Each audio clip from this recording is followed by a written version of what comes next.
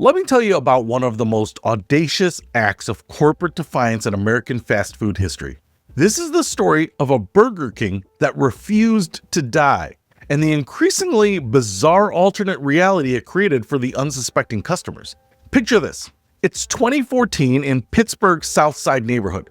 There's a Burger King location that's so consistently terrible, we're talking about jaw-droppingly bad food quality, that Burger King Corporation actually does something they almost never do.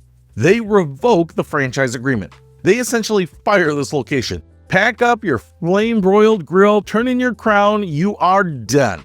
Now here's where most franchise owners would accept defeat. Maybe they'd open a sandwich shop or something else.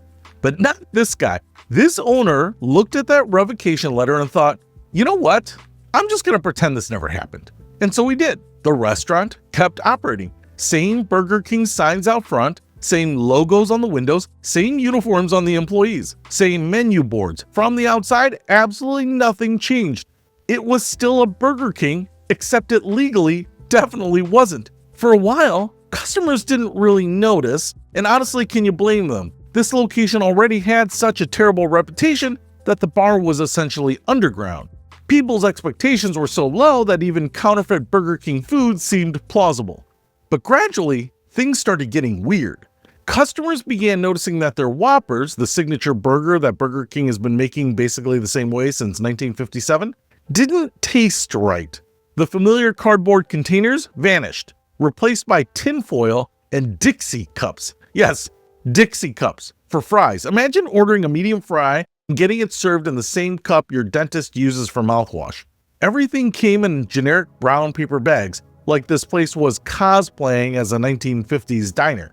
And then, and this is when you know something's seriously wrong, people started noticing the Coca-Cola fountain was dispensing Pepsi products. Now, if you know anything about the restaurant industry, you know this is basically impossible. These companies have ironclad exclusive contracts. Finding Pepsi in a Burger King is like finding a Windows PC at an Apple store. It just doesn't happen. But wait, it gets better. The LCD menu screens, you know, the modern digital displays every chain restaurant has, were replaced by printed menus literally taped to the counter. We're talking Scotch tape, maybe some packaging tape when the menus were starting to rip. Condiments weren't in those little packets anymore. They were served in random cups of various sizes, like the owner was just raiding the supply closet and grabbing whatever was available. The chicken nuggets, those processed, perfectly uniform, scientifically engineered nuggets that taste the same at every Burger King from Maine to California, were replaced by what customers described as elementary school style chicken nuggets. You know the ones. Those weird, vaguely dinosaur-shaped or star-shaped nuggets that taste like they've been sitting under a heat lamp. And they were served with Costco steak fries. At this point, this wasn't even a knockoff Burger King anymore. This guy was running a completely different restaurant while wearing a Burger King Halloween costume. Now, here's what I find absolutely fascinating about this story. This went on for months. In the age of social media, in a major American city with hundreds of customers coming through each week, this rogue operation just continued. People would walk in, notice things were a little off, maybe even comment on it, but then they just order their food and leave. It's the perfect illustration of how much we operate on autopilot in our daily lives. The sign says Burger King, so our brains fill in the rest. We don't question it too deeply because questioning things takes mental energy. And it's 2 p.m. and you just want a burger. But eventually someone did question it. A Reddit user posted about the bizarre experience on the Pittsburgh subreddit. And if there's one thing Redditors love, it's corporate drama and weird local mysteries. The post gained traction and local news station WPXI picked up the story. Once the news covered it, the story went viral, and that's when the Burger King Corporation swooped in like the fast food police. They reclaimed the restaurant, shut down the counterfeit operation, and presumably had some very pointed conversations with the former franchisee and his lawyers. Today, it's back to being a normal Burger King. Regular Whoppers, proper containers, Coke products in the Coke fountain as nature intended. But for the residents of Pittsburgh's South Side, those few months of rogue burger operations have become a local legend.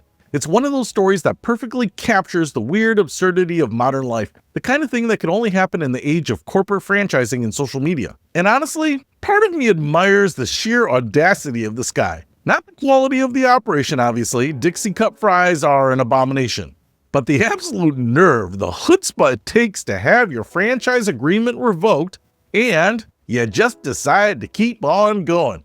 That's either incredible confidence or spectacular delusion, or both. So the next time you're at a Burger King, or any chain restaurant really, take a second look around. Make sure the Coke machine isn't dispensing Pepsi. Check that your fries aren't coming in a Dixie cup, because somewhere out there might be another rogue franchisee living on the edge, wrapping stuff in tinfoil and defiance.